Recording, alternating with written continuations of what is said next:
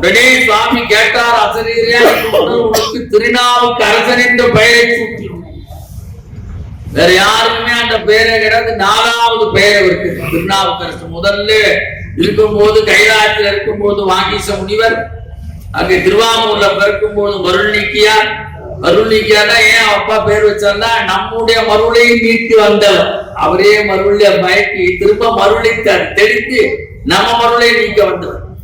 3வது தர்மசேகர், 4வது திருநாவுக்கரசர்.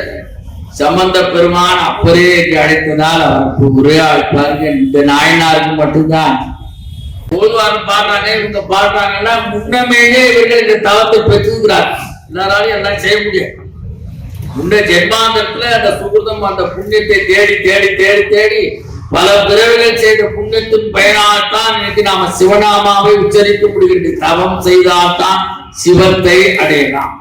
சொல்றாங்க, நானேயோ தவம் செய்தேன் சிவாய நமயன பெற்றேன்.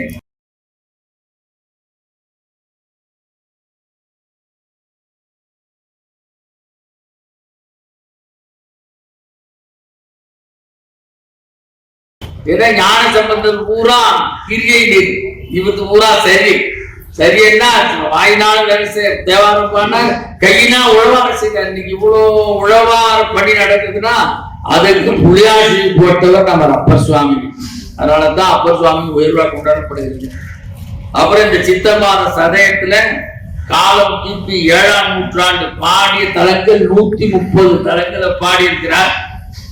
திருக்குறுந்தகை, திருநேரிசை, திருவிருத்தம், திருத்தாண்டகம், முக்க திருத்தாண்டகம், மறுமாற்று திருத்தாண்டகம். அதுதான் திரு அரியலை பாண்டது மறுமாற்று திருத்தாண்டகம்.